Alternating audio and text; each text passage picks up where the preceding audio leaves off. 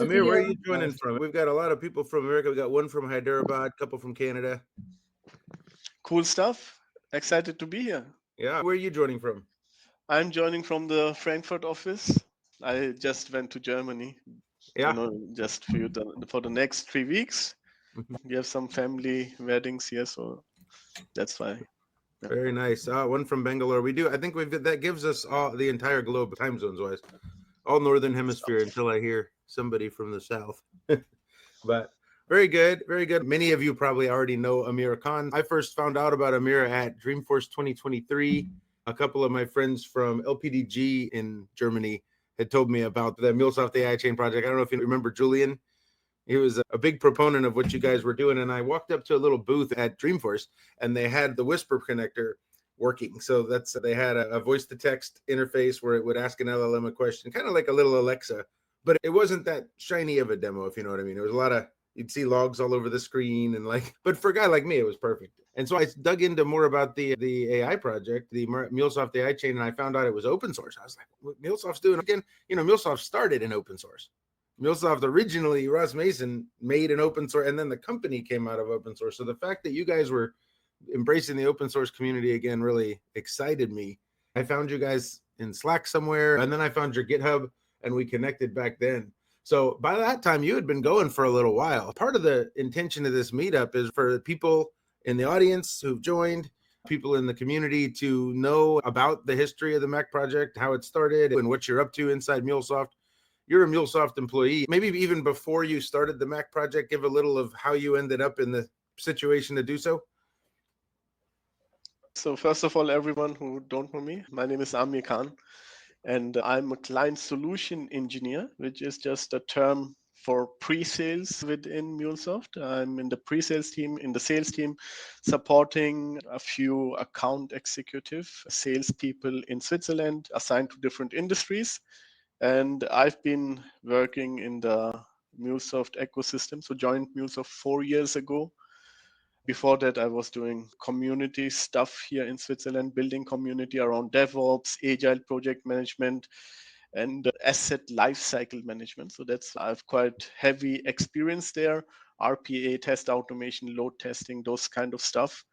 And when I joined MuleSoft, I joined really because of this great vision they paint, with how they are solving a complex challenge with integration and building composability, reusable assets, and the whole mindset. It inspired me to say, look, I'm going to drop what I've built so far. I built a big community in Switzerland around DevOps for HP at that time. Mm-hmm. And if you write embrace-devops.com, you will see there is a few things which I was working on, and also being product evangelist on Octane Academy, Udemy courses, and so on. So I left all this because of this inspiring company called MuleSoft and the API-led idea or methodology, just to be part of this motion. That was my journey to MuleSoft. And then when I started to look into studio and prepare my interview, this was also a groundbreaking thing. Before I was using Python to create integrations around tooling which I built, and now it was just drag and drop with studio. Studio is okay, Eclipse, but it is a nice experience I got. Connectivity worked out immediately. That was so cool. So I made my decision. If they decide to take me, I will join the company. Wow. 2021 or 2. Yeah, during the pandemic lockdown, in the middle. Yes, in the middle. Yeah. Wow. That's Tony. I know Tony DeFusco has been in our meetups. He made a comment, Python for integrations, which is funny because I run into people. I do MuleSoft and I do non-MuleSoft integrations. And I see lots of people. One of my clients has a mix of Python and MuleSoft. And I think everybody knows what you're saying. That the MuleSoft part is so much better. But there's reasons people make these trade-offs to use different types of integration. I think that's part of what the Mac Project's inspiration has to do with also. Because everybody's using Python for AI. Yes. So that was also like, so after working in this MuleSoft ecosystem, I was always hunting for community. I don't know if you guys heard about something called API Force. So it's the Swiss Meetup of MuleSoft, so of the Swiss chapter. We rebranded it into API Force, which is different than MuleSoft Meetup. Behind the scene, it's MuleSoft Meetup. It's using all the tools, it's just rebranding. And through that, we were able to gather a lot of people from different companies to join, and we organized on a quarterly basis these types of meetings and build a community which was already there. So we rebranded it, re-emphasized on it. And after that, we were just hit by the Gen AI wave. So 2023, everywhere Gen AI, you start seeing this new types of components, LLMs, chatbots being more popular than ever. And then you see things like LangChain, like a Python framework, which is able to do magic. And I was looking into LangChain, I tried it out. It really inspired me how easy it was to build agents. And I wanted to try this for MuleSoft, but it was not easy because Python and with our Python script executor, it's not really nice experience. And then I discovered something called LangChain for J. It sounded very similar with not as many support for LLM providers and all the different components like vector DBs and so on. We will talk about that as well.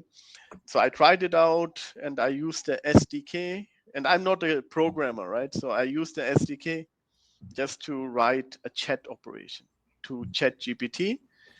And that shouldn't be just a connector to ChatGPT or OpenAI. So I said it should be very similar to LangChain. And they offered integration to Mistral as well. So I wrote that wrapper as well. And then I was able to use a Mule application and parameters to switch between different models, different providers and different models. And I said, wow, this is the same experience I got with LangChain in Python, but I don't have to write code. I can just drag and drop. So after that, that was my POC for the Mule AI chain, and I went all in. I contacted then one guy who is also here in Switzerland called Michael Bosniak from the professional services team. And then we went into all this. We contacted him to join the team, and then the three of us plus two more who joined at kickoff said, "Let's drive to see how far we get." Yeah. So these were just the starting points. Are any of them in the meeting? I don't see them. No, I was looking. I could put them on the screen if they join these. So if you're the father of MuleSoft AI Chain, Mihail is the mother. You told me in our before this. Yeah. Yeah, And then, I would like to emphasize on it because I think it's, of course, it's, I had the idea, but can I share in this meeting as yeah, well of course. something?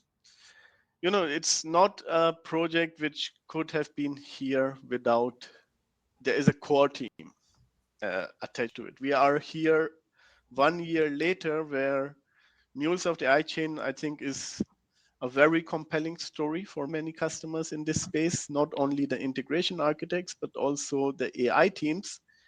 And it would have never been possible with just 1, 2, 3 person.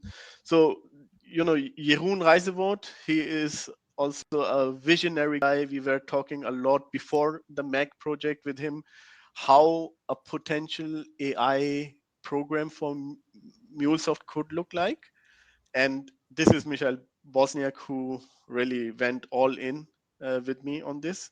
And Vibor was also in the beginning quite heavily involved, and he supported us with it. But then, after that kickoff, which we did around 1st of July last year, and this was all prior Agentforce at the time where Einstein Copilot was quite popular. But after that kickoff, this was the team who joined, right? So Victoria joined, Chuck joined, we had Yogesh, Alec. These are people within MuleSoft, of course, spread around the world, and they have brought the whole project on a different level. Then people like Burak came and Jonathan, Laura, who built really compelling demos, rolled them out, and it gave us additional tools, additional manpower to drive things forward. And then, this is like our guru in terms of Java SDK and how we should be writing the code, Tommaso Bollis. He joined and he changed the game. He brought the quality of the connectors on a different level. And then many other people joined as well, like Chu joined. We had Chuck, who is a great mastermind. What you can do with Mule, I actually learned by looking into his app the real power of Mule. And he is really going crazy on whatever is possible. He make it possible within the MuleSoft ecosystem. That was crazy. Nico joined later during that time. And then you can see, Ryan, you are here as well as part of the core team, because we have also some plans for the community. And I believe with your contribution to the community and also what you have been doing in the Mule ecosystem, this is something we will be sharing today as well, right? Yeah. I think it might be good for the people watching to maybe go slow through how it began as a single connector, and then you had to go through certification and all of that. So maybe they don't know about that whole process. Okay, let me then go to the website and maybe we can start here, right? So at the time we started, and this is, I wanted to come to that, but let's take it. This is the whole team who ever contributed to piece the Mac project. We will come to that in detail later on. But we started with something we were quite bold on. It was called MuleSoft AI Chain. It's confusing because the project is called also MuleSoft AI Chain. But our idea in the beginning was to take everything LangChain does into one connector. Mm-hmm. And without considering, at that time we were, how you say it, in teenage, you do things which you later on say, I should have done differently. So that was our Gen AI teenage time where we did things which we would do differently because of all the learnings.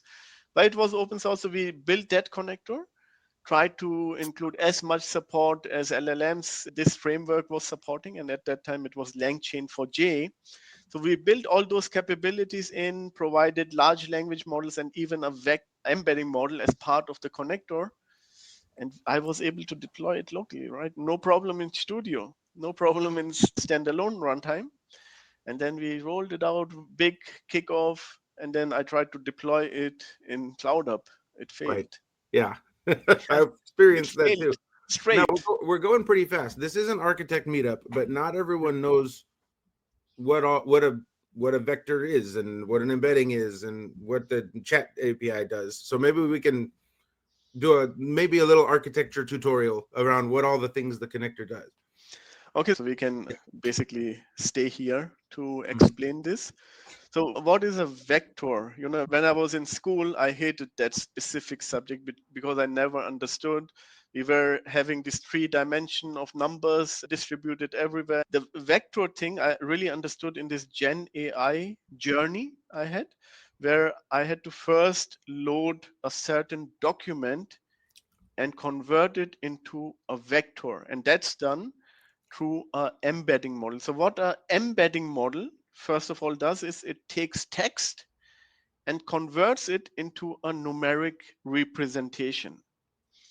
The capital of Switzerland is Bern, right? And now this text is converted into a numeric representation and stored on these different dimensions which a vector can have, and it's spread it around that 3, 4, 5, whatever dimensions are there.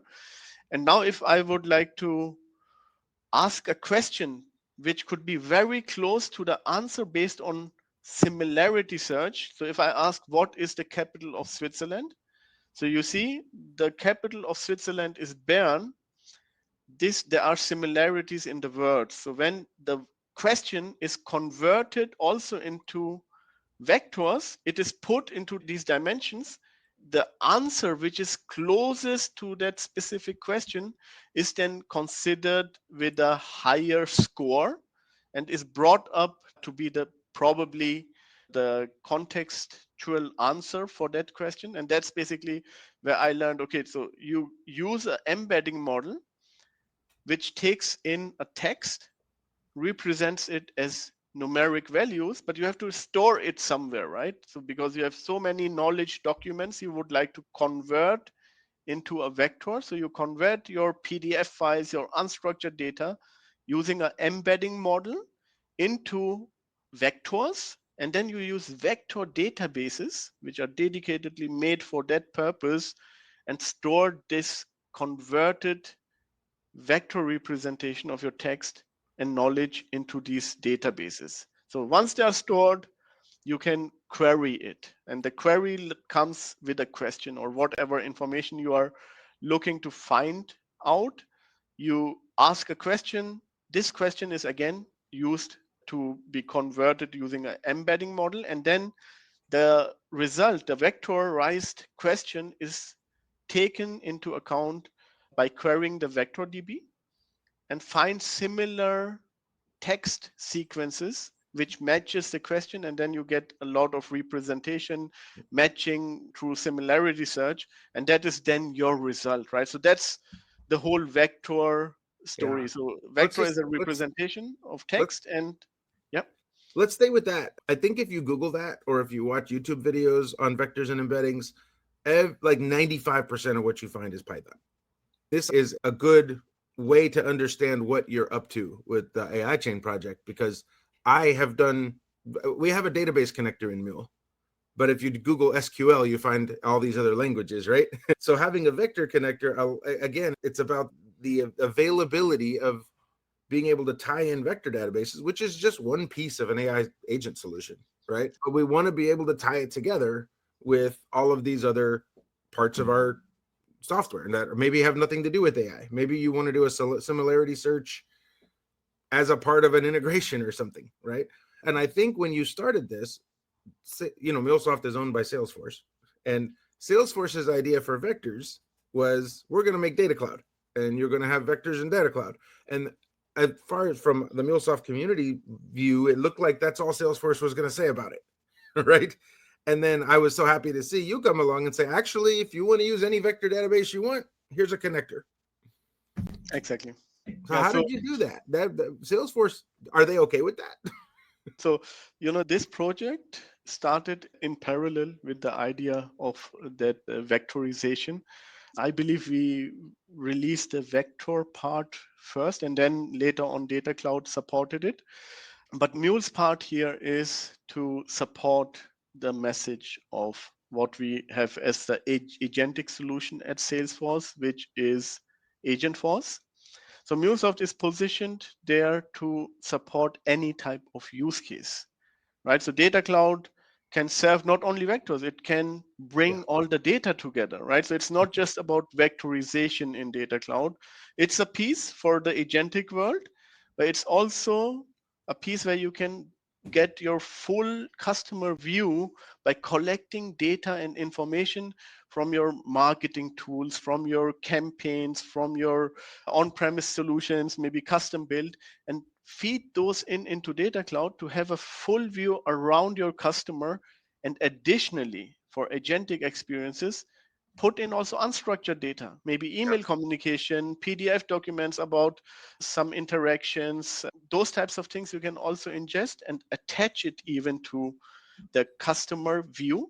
That's something we will never support, right? So we are just owning that tiny piece of vector, which is providing the knowledge part for agents and allowing with this Mac project to connect to external vector databases, because many customers, they have already started their journey and they built those knowledge bases, how you could leverage next to Data Cloud additional vector databases. I come from MuleSoft before the acquisition, and I know some other people in here as well that are in the audience that have told me along the path of Salesforce acquiring MuleSoft that there was a fear that MuleSoft would get swallowed up, that it would become just a Salesforce thing.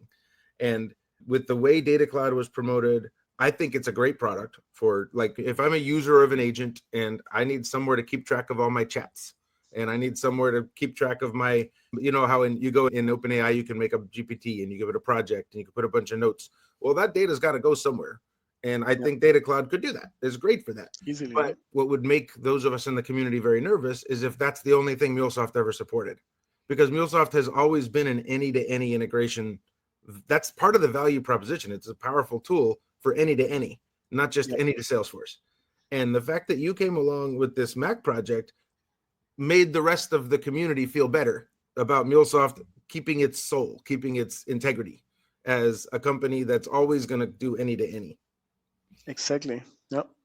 So which direction we should go? Because I see there are also questions around how it relates to Agentforce. And should we first finalize this part?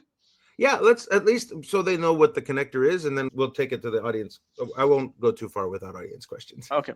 So, this Parrot connector where we built the whole thing about vectorization, LLM connectivity into one thing, and then we had this problem about deploying it, and we split it then up. The split was already on the roadmap, but then it became urgent, right? Because we couldn't innovate fast enough. The Parrot connector, the MuleSoft AI Chain connector, was just supporting 6 or 8 LLM providers.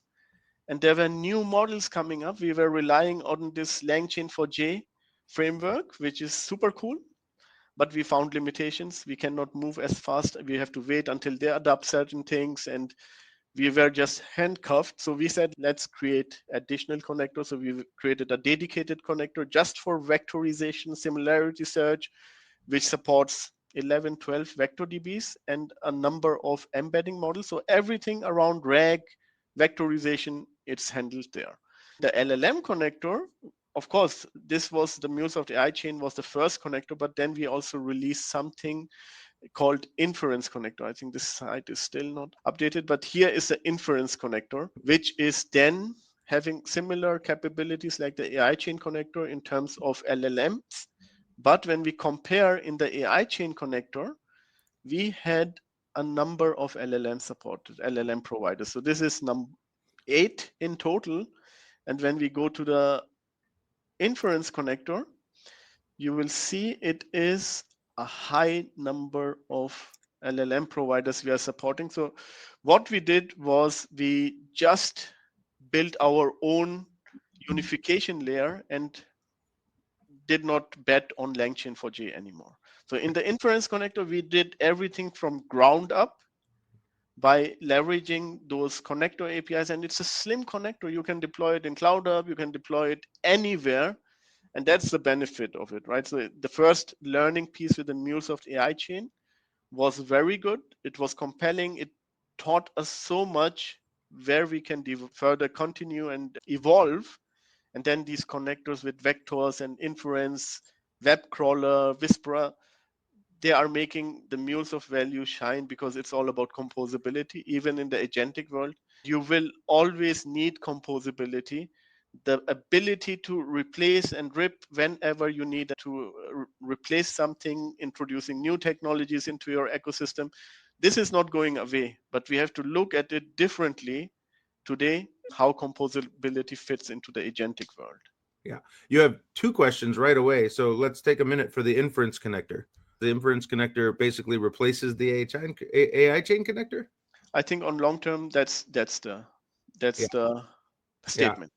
Yeah. Okay, good. So the AI chain connector had functions from other connectors that are not inference connector. Not in inference. That's right. So you could do the RAG completely in the AI chain connector. While as now with inference, you can just do the augmentation part. So where you do the similarity search part is using the vectors connector. These two will be combined to deliver the same use cases, but in more configuration, flexibility, and composability embedded than what was possible here. Here we provided already pre-built pipelines, how a RAG operation would look like. That was blunt, right? Because we saw it, we adopted it in the best possible imagination without thinking about to compose it right. Yeah? So a RAG pipeline has ingestion parts, it has embedding parts, it has loading parts of documents. Mm-hmm. But once the knowledge is built in the vector DB, you also need to be able to query correctly. You need to retrieve correctly. You need to find similarity search, and you need to augment the answers. Now with the new operations with inference and vectors, this becomes super easy and super configurable. So you can do agentic RAG, you can do advanced RAG, any type of RAG you can do by combining inference and vectors connector. So which ones should we make sure are included in the inventory? So I think inference vectors, these are the major connectors. Then you have web crawler. So it's all about building knowledge agents, right? Mhm. And a lot of knowledge agents is maybe in intranet or on a public website, consistently being updated. So the web crawler is exactly addressing this topic. So the idea behind the web crawler is that you can, on periodic basis, triggered through timing, scheduling, you can crawl certain websites, get the information ingested into the vector DB so your agent stays up to date whatever is going on in the market. Of course, there are additional things you can do with searching mechanisms. So there's a Google search as well provided in the vector DB. So you can do live crawling of certain website.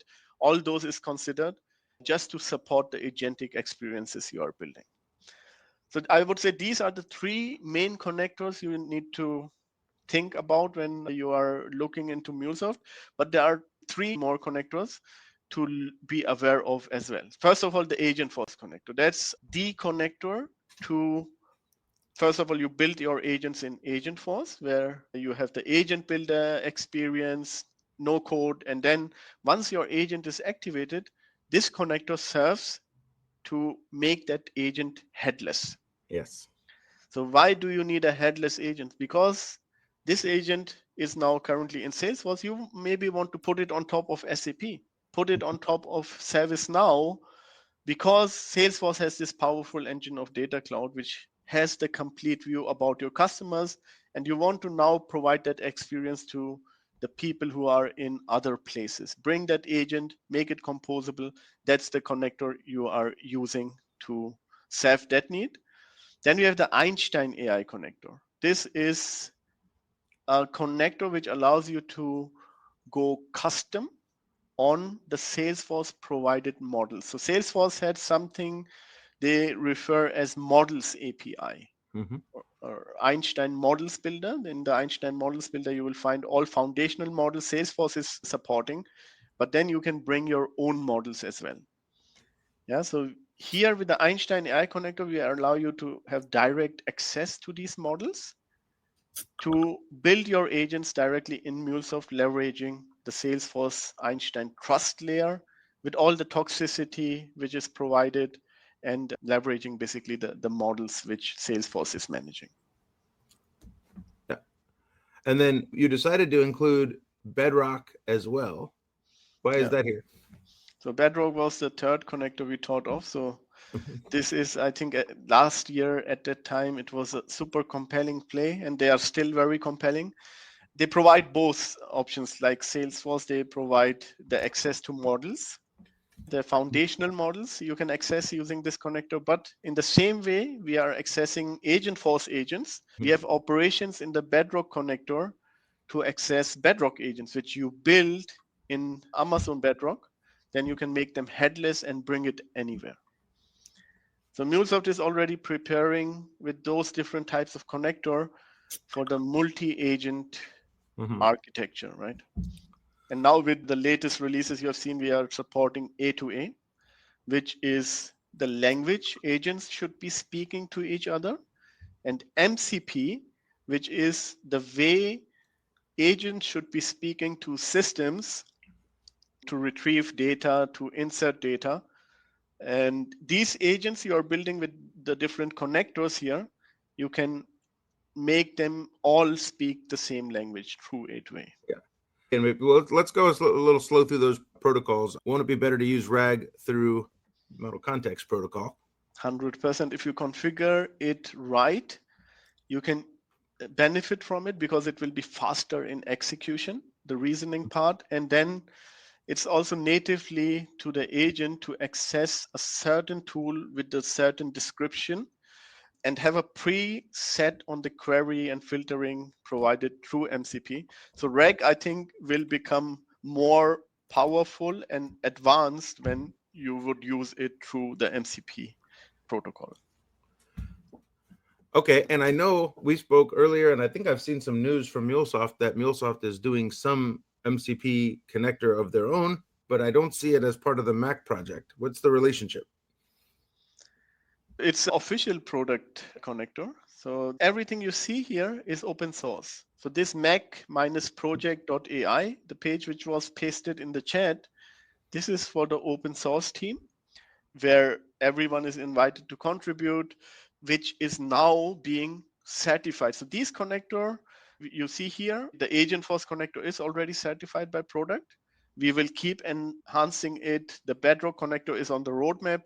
The Einstein connector is already certified by products. The AI chain, you saw it. This was the first connector which was certified.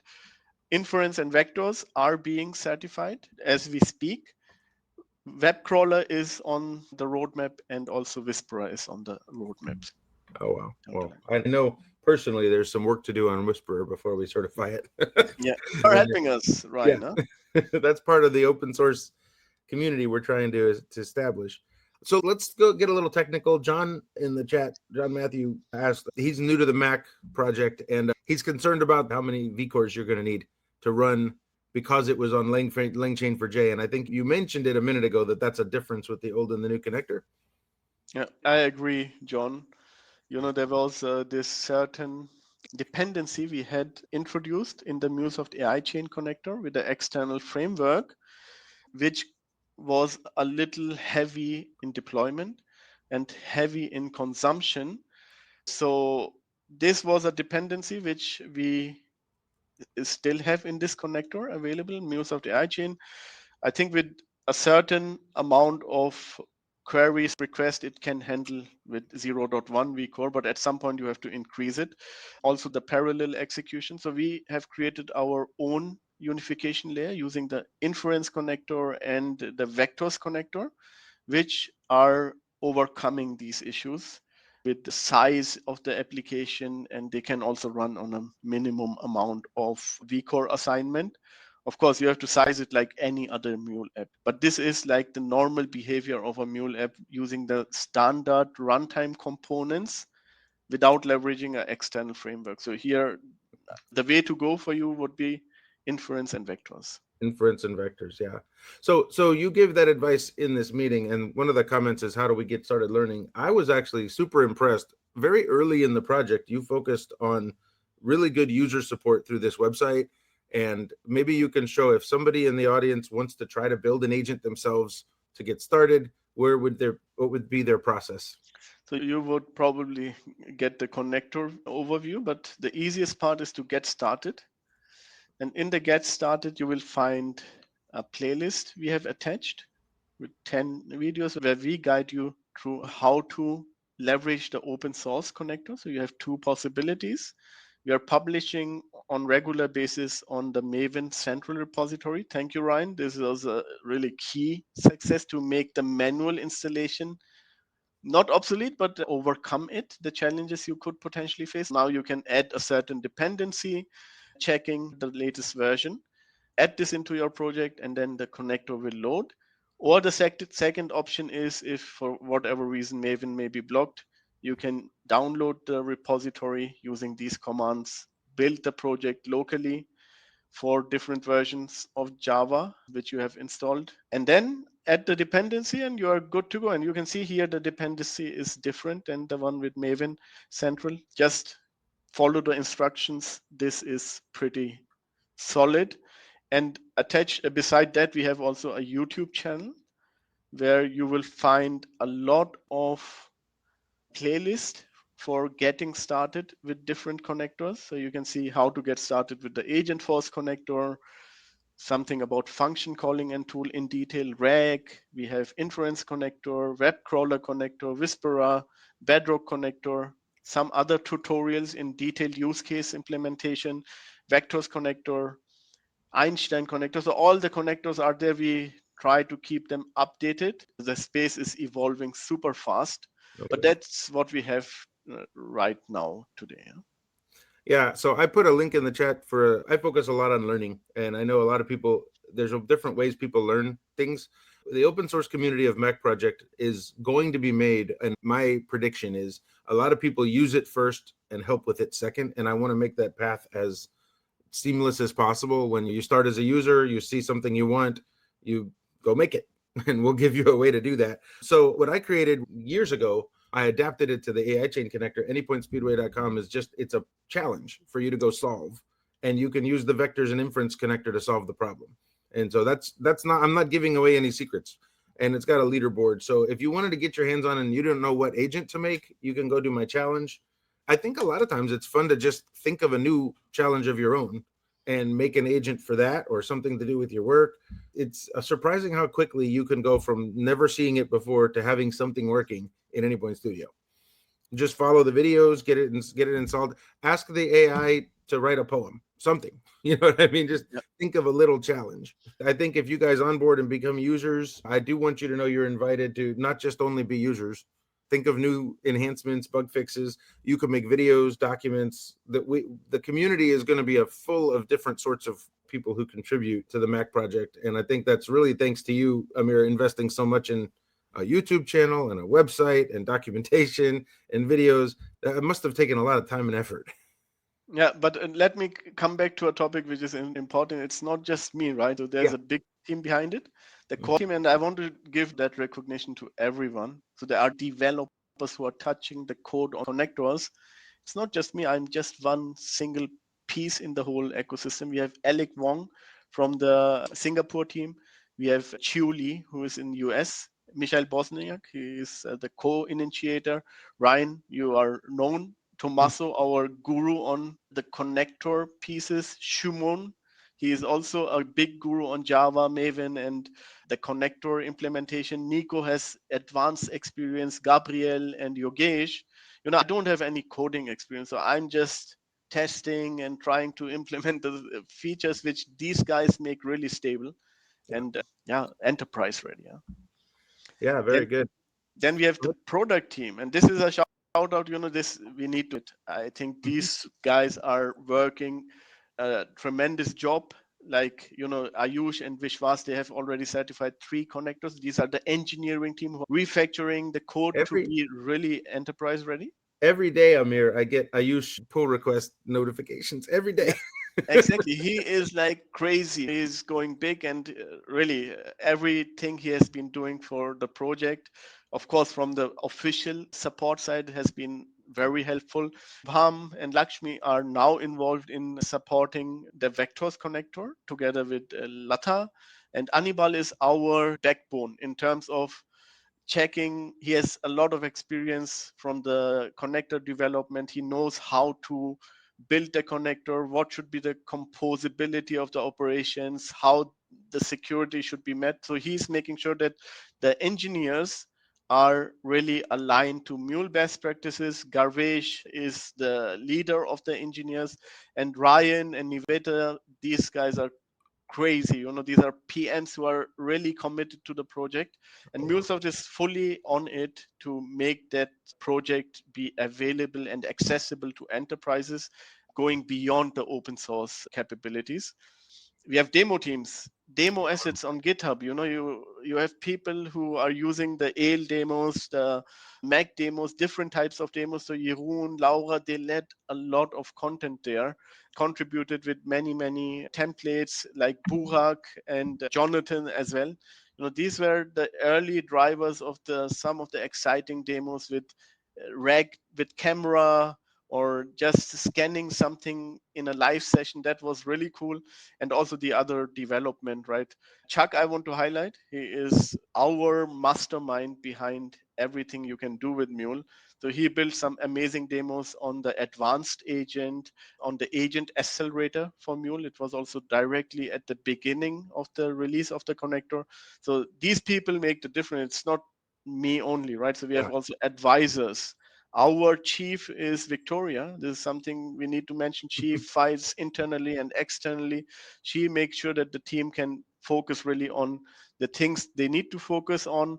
We have Prashant, which I want to highlight here. Yeah. He is also one of the mastermind behind the vision, what Mac should be supporting. Ajay, many people know him. He is our Agentforce PM leader for the adoption piece, but he has been influential for the Mac project from the very beginning. Kranti is Amazon. With him, we developed the Bedrock connector together with him. Without his support, we would be nowhere. And Sally is our support internally to make sure that this team gets what they need to work on the innovation pieces and get the management support from the leaders by Jennifer McLaughlin, who is our EVP on pre-sales, Wolfgang Kels and Shad Imam for Amer and EMEA responsible. They are supporting us. So there is a big commitment in the whole AI space from MuleSoft to drive the success of Agentforce and MuleSoft hand in hand in a better together story. And this is the complete Mac team internally, plus, of course, Ryan. And we want to, I think that's the point where we can now discuss it. We want to revive the community contribution because the way it started was quite okay. But now we want to reiterate on that and would love to onboard you as a leader. Ryan, you have been doing some amazing work in the community. So can you share your plans, your vision, because you will be leading this space from the open source side and community side? Yeah, I think what we've talked about, and it's really a great sign from MuleSoft to have so much internal support and to have a positive view towards community, not just community contribution, like getting things from the community, but giving back and offering the community a say in the development of these open source connectors. That's really, to me, a good sign that the heart of MuleSoft is still in the right place. And so we are looking for, and I'm going to help look for, building a similar group of people who are on the community side, pushing AI integration forward in whatever direction we think the community needs to take it, with a proper open source community management process. So onboarding developers, onboarding demo people, each of the different roles Amir just showed will be a lot different when it's coming from us. It won't be oriented around, the MuleSoft branding, but it will be complementing it, right? MuleSoft it reaches out to all these different systems, and what you guys are doing with AI is going to be, we can make the AI chain do that. We don't have to wait for MuleSoft to do that if we get organized, right? And if we consolidate around the Mac project. So what we're doing immediately is creating, maybe seeing who wants to be involved and finding out how they think the community needs to be formed. So I'm going to meet with people and create on the Mac project GitHub. We'll come up with a way to keep track of who's a maintainer and what they're going to participate in. There's some basic stuff in the open source community around contributor agreements and what open source licenses we're going to use and how we document onboarding new contributors. I'm very much inviting people who are motivated to help, just come on and help. And we're going to get together and figure out what that looks like, which we have not done yet by the time of this meeting. We're just starting that. Yeah, and now it's the time, right? So this is the time where the project is taking off. This is the time where AI is being discussed in the field heavily. This is the time of agents. This is the time of data cloud and Agentforce. This is the time where the open source community can make a big difference, and Mule has one of the best open source community or community overall. So let's jump on this project to shape something amazing for the future. Yeah, exactly.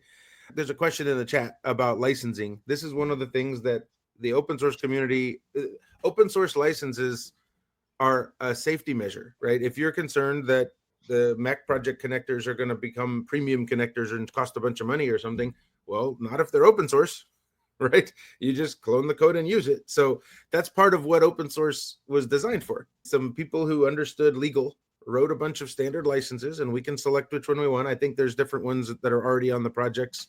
I don't remember if it's Apache or C. Which do you know which license is on inference? I think Apache 2.0. Apache 2.0 is very well understood and well trusted license that lets you know that it's not going to be taken private, So we're going to be happy to use that. Oh, okay. Victor's got two interesting questions. These are good community questions, Victor. I'm going to go back. This one first says, won't it be cheaper and better to use Claude, Windsurf, and Cursor instead of MuleSoft Agentic Connector because MuleSoft is an integration tool? What do you think, Amir? That's a very good question. So MuleSoft is an integration tool, but MuleSoft provides integration capabilities, iPaaS, but it provides also API management capabilities. But when you look into the Mule app itself, it's a runtime where you can do magic. Right? It has all these workflow capabilities. It has the ability to keep state, to use different kind of databases. So what Windsurf, Claude, and Cursor does, they help you to build something. This is not the purpose of these connectors. These connectors help you to build scalable agents, Mm-hmm. which you could, of course, use Windsurf or Cursor to do it in Python, but then you have to deploy it somewhere, right? So you have to share this agent somewhere. This agent should be having access to your systems via MCP. MuleSoft gives you this platform which has all this already embedded. You have the design spec, you have the portal where you can publish agents, you have the monitoring, you have the implementation part with Studio and ACB. By the way, I saw another question. Yes, both are supported with these connectors. You have MUnit. Has anyone thought Okay. about how to test agents today? Only Salesforce, right? So they are Mm-hmm. releasing this testing center on Agentforce, but with MUnit, you can do the agent testing as well. Then you have the deployment. When you have deployed your Python LangChain agent, every team is deploying it somewhere in certain servers. How are you going to have the visibility across your landscape? Where are those assets deployed? Where are my popular agents? What are the agents I can shut down because they are not used? Mm-hmm. But if you keep them running, this is a visibility MuleSoft will give you into what are the popular tools. Are these popular tools accessed through authorization, through successful, if a user doesn't have access to something, the agent should validate this. And this is what the A2A and MCP protocols are within MuleSoft are providing through policies. So those Mm-hmm. kind of governance and security you can do. Of course, if you want, you can still go and do everything with Claude, Cursor, Windsurf. Everything is possible. We are in 2025, but if you want to do it right, consider MuleSoft as the Yeah. tool for agentic transformation. I think a lot of the Windsurf and Cursor, and even some of the Curitech AI assisted development content makes a lot of people think that that's the most powerful thing AI can do because it lets you write code. It is very powerful. What Amir's talking about is a whole different way of using AI. It's not being used to make code. It's being used to do real things, right? So maybe to have an agent that monitors customer complaints and goes ahead and issues discounts. Like if Agentforce does that inside Salesforce, what if you want to do something that monitors a machine inside a factory or whatever? Like MuleSoft is a way to make code that is smart, not you be smart, right? We can make it, we can design an agent and then we can run that agent responsibly with all of the nice stuff we have with API Manager and Anypoint Exchange, everything we usually talk about in this meetup, right? The responsible way of running integrations as a team, like in an enterprise, it's a whole different thing than just running code in Docker. To run integrations in an enterprise, right? It's like we can be responsible about operating the software of our enterprise. That software with AI Chain can have the power of agents. 100%. And if you want to see what the agents look like, we can also go into that direction, Yeah, Ryan, just to show what an agent would potentially look like. love to see it. Okay, so let's go into it. And what can I do? Should we go into a multi-agent demo or should we start slowly? Let's go into a multi-agent demo directly. So this is a agent which has been implemented using A2A protocol, and it's a domain agent. What does it mean, domain agent, in the context of MuleSoft? Let me pull up a slide to explain that concept. We have been in the MuleSoft ecosystem, we have been referring to it as something called AIL. AIL is an agent interaction layer. And this agent interaction layer is the possibility to govern how you are deploying agents. So this type of mess, which you had also with application integration, doesn't exist, because if your prompt comes in here and you can see how the agents are connected to each other, this is super unstable, right? So you need to make sure that these point-to-point integrations with the agents, even through A2A or whatever protocol you have, they will run into multiple hallucination, because the variety and tooling which is accessible to the different agents, not only in terms of system tooling, but also other agents which can be asked a certain question. So if a prompt comes in, you can be sure with such a setup you will get or end up into hallucinations or wrong answers. Architectures for multi-agents. And that's where we have thought about something. First of all, the first principle is when you're building agents, do it with a product mindset. You have been building APIs with product mindset. You have been building data products. So now it's time to build agents with a product mindset. This could be in Agentforce. This could be in LangChain. This could be in MuleSoft. Irrelevant where you are deploying these agents, build them with a product mindset, considering the life cycle.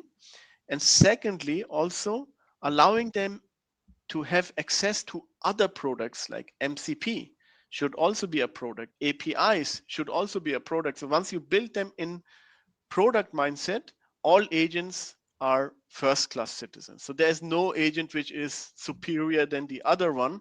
So every agent has been built and went through the same life cycle.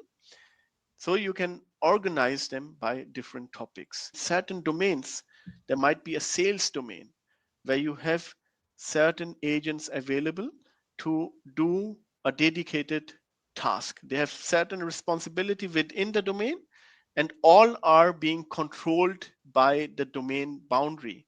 And boundary sounds like a framework, which is like, framework have limitations, and limitations are sometimes not bad. Sometimes you want these limitations to enforce governance, and that's what we are trying to implement here. So these domains have these boundaries, which allows the agents which are deployed within to be autonomous within their boundaries. So they cannot go outside of the boundaries to access any other agents. They are just focusing on their responsibility within this. So this domain is also having an intelligence to it. So this is also a type of an agent. You can refer to it as a host or domain agent, which is responsible for everything which is within. So if you ask a question about a lead, this intelligent entity will go to the lead management agent and will get you an answer. If you ask a question about lead and maybe customer service and put a dependency on it, it will first go to the lead. If the dependency is met or condition is met, it will go to the customer service agent. This is a type of architecture we are recommending when building multi-agents, because you are taking out complexity and providing it with, or replacing it with more governed approach towards architecture. Instead of allowing every agent to talk to each other, these agents are first class citizen with first class responsibilities, and they are only talking to the domain itself, and the domain makes the decision how the whole routing should be working. So that's what is presented here. So this is a domain agent. Currently the domain agent has no specialized agents available.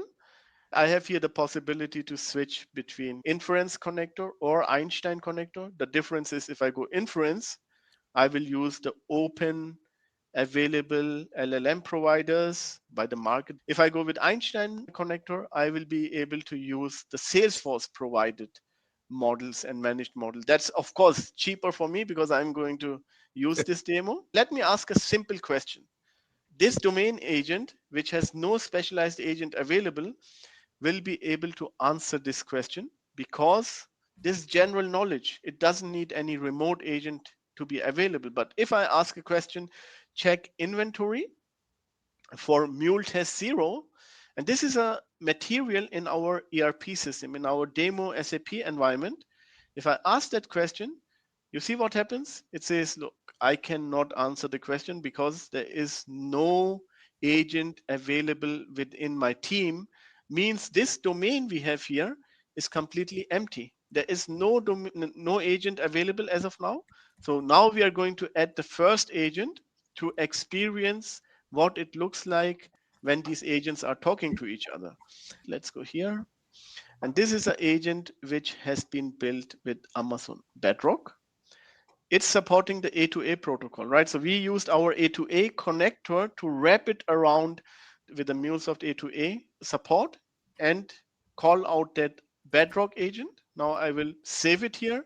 And as typical to A2A, you see the different skills this agent has. I can directly chat with it, but let's chat through this domain agent. So now I ask the question, And you see what happens? It goes directly to the sales and distribution agent, asks the question and retrieve an answer. And this is a real-time data from SAP. Because through MCP, we have provided access to our ERP system to this specific agent, which has these three skills through that MCP server.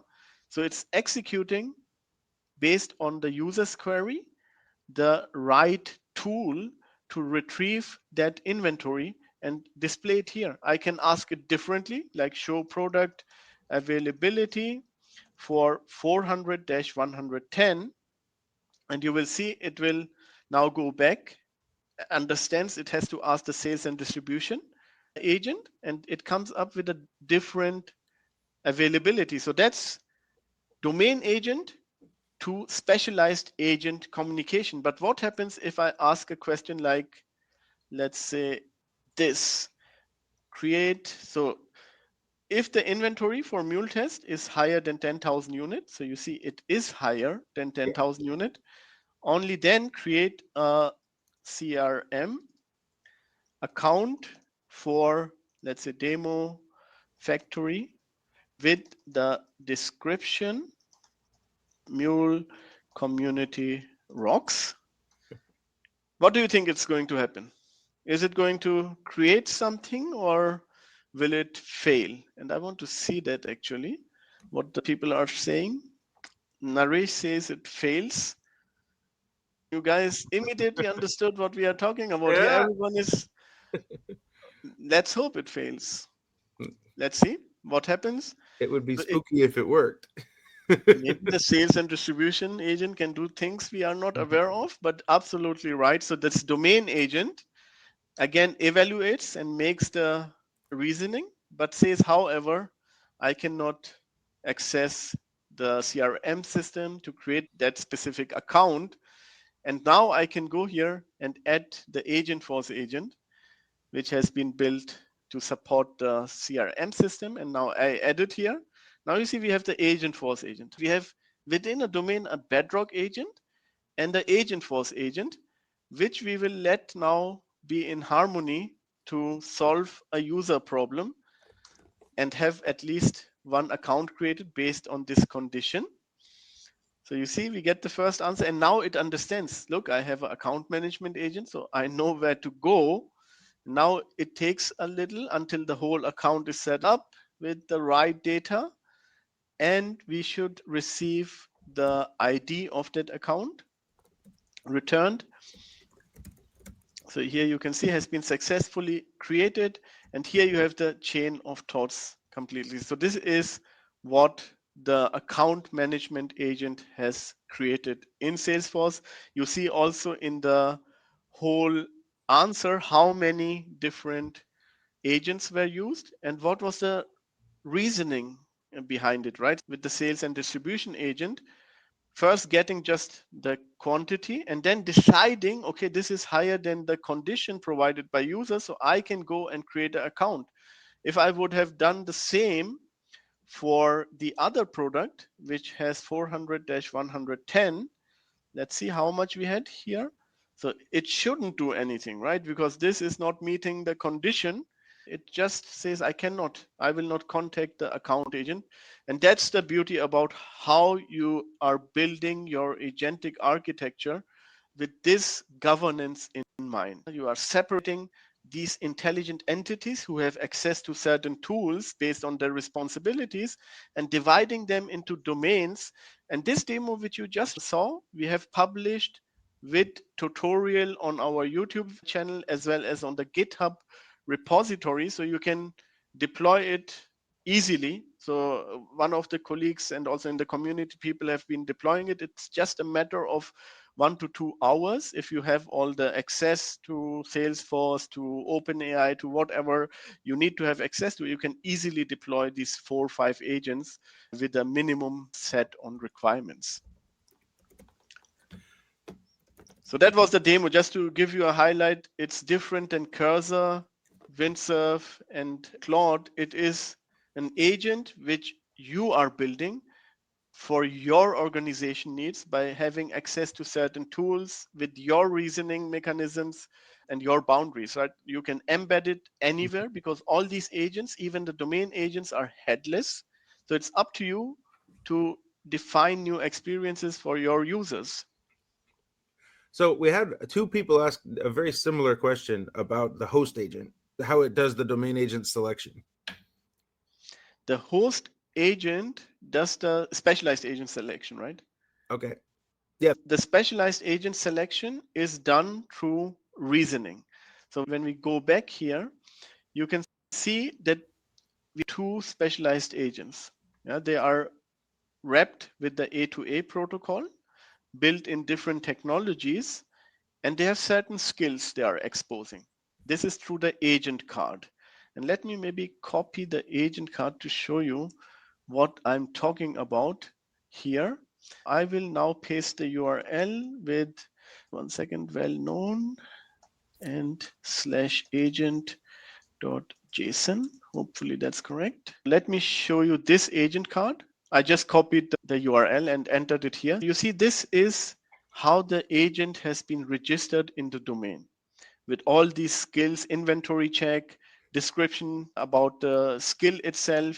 So this is exposed to the domain agent. So whenever we receive a user's query, this domain agent reasons upon these different skills of the available agent to make sure it gets to the right agent. You also saw that it even rejected a few times once I didn't have the agent, like here, no specialized agent available. Even half a query was rejected, like here.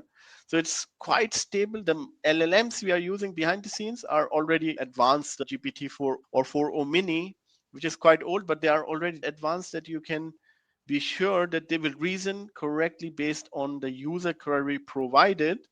But what we also have implemented is the way we are doing the reasoning. So there is a certain loop between creating the plan, accessing the agent to get an answer, re-evaluating the initial query of the user to see if all aspects of the query has been answered, and then deciding which direction to go. And this is fully available in our GitHub repository. So when you go to this repository of the AI Chain project, you have a link in our Mac project.ai. You will see on the bottom, we are providing MuleSoft example applications. You can click here on the master.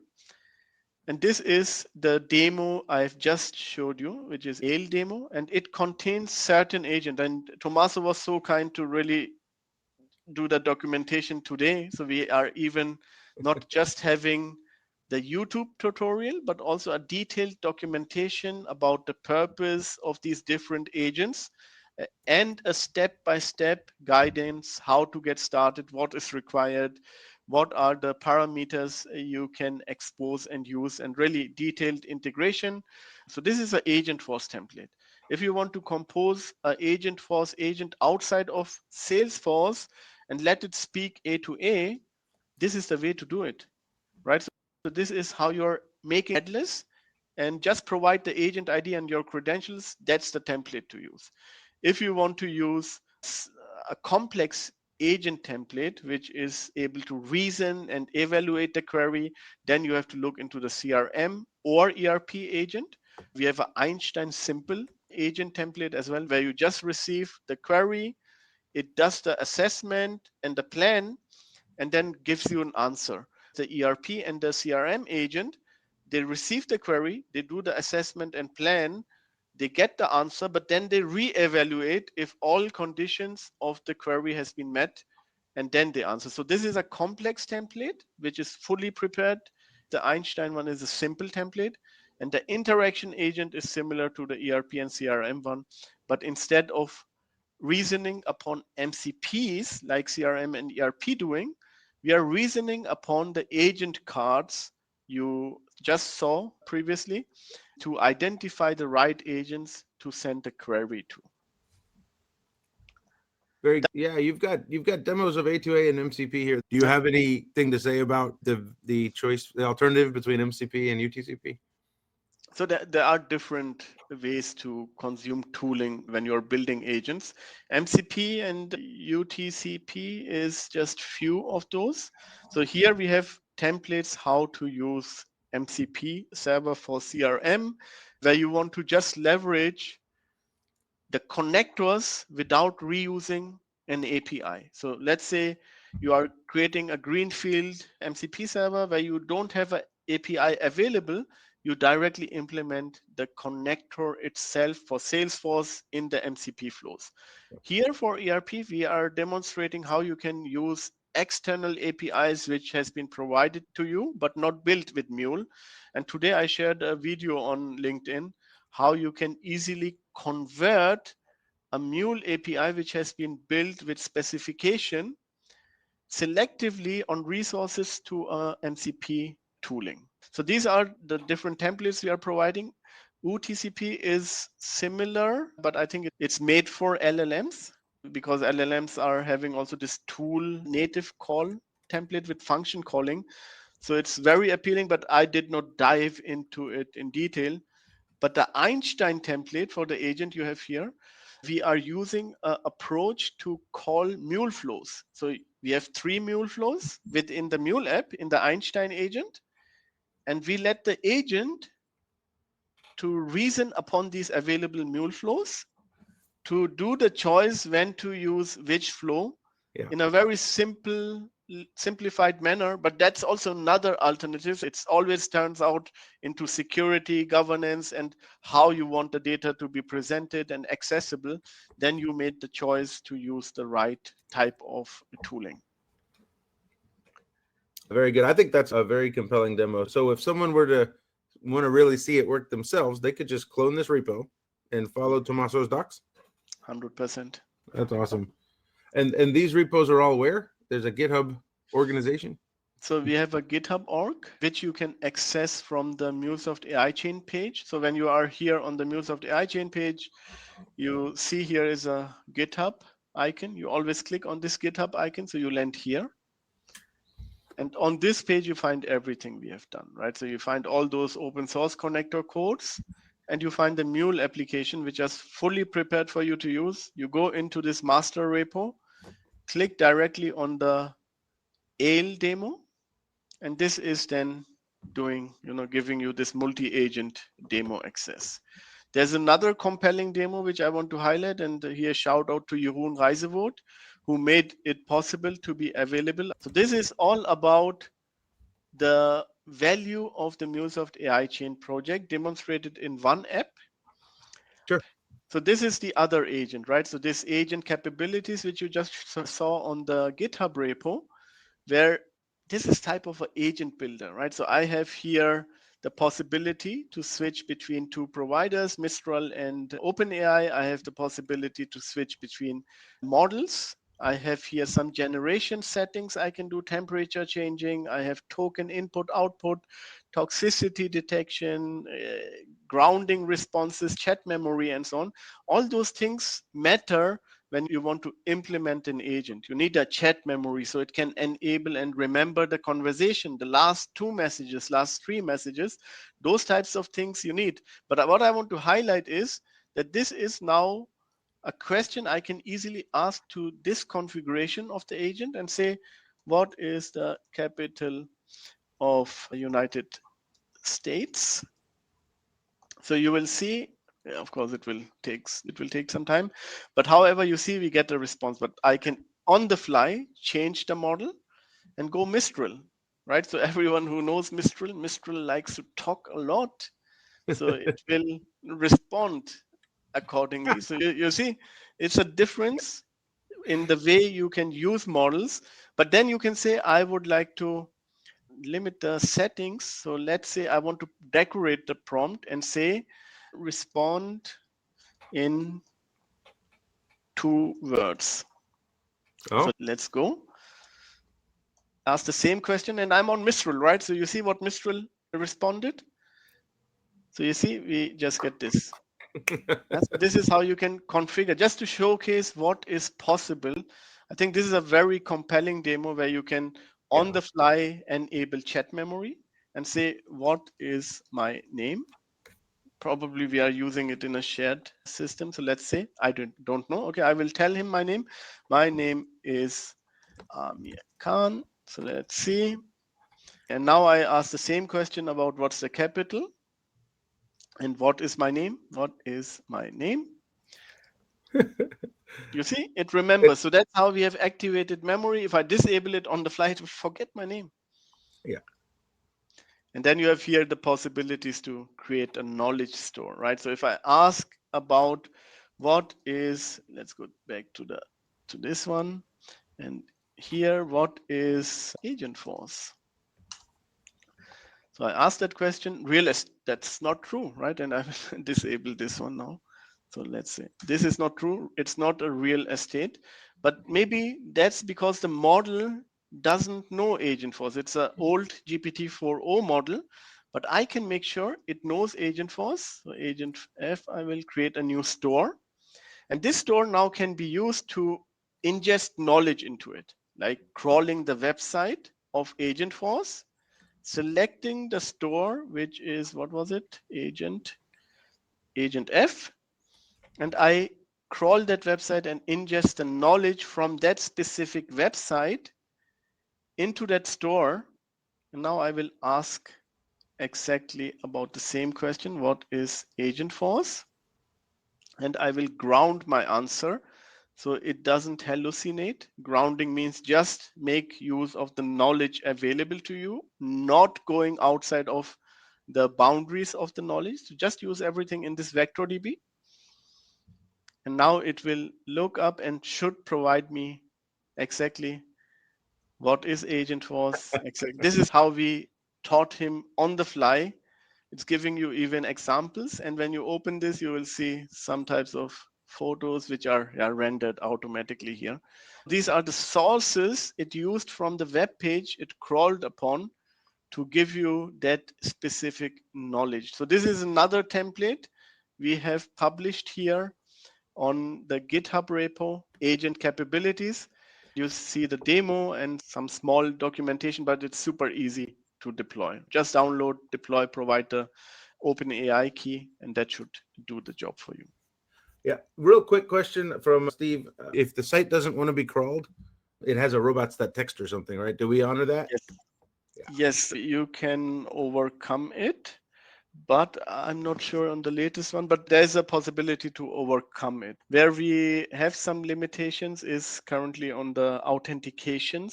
So if there are authentication plays, I would say it's not our game, but we are in discussion to see if it's our game or not. Yeah. Well, for internal intranets, I can see the value. Yeah. Yeah. Absolutely. Yeah. Very awesome demo. That was good. All right, we're getting short on time. I put a link in the chat to join the MuleSoft community Slack. There's a AI Chain community there. If you're watching the video later, we will update the Mac AI Chain community website so that you have a way to join the Slack and join our channel and come ask questions there. Amir, you're in there too with us, right? You're in the same community Slack as well? Yes. Yeah. Get a hold of Amir. The whole Mac team is there, so you can feel free to tag us whenever you like. I even see lots of colleagues from Salesforce who are here as well. Nice. Yeah, it's great to have you all here. So I appreciate everybody joining the meetup. Anything you'd like to leave the community with before we close? So I would just say, get your hand dirty, contribute when you like, join the community. And believe me, this is the time to do something amazing. As a Mule community, we can make it. Mule has moved mountains, so now it's the time to move mountains. Yes. That's a great ending. All right. Thanks, everybody. I'll see you at the next Architect meetup. Cool. Thank you for dialing in. Bye-bye. Bye.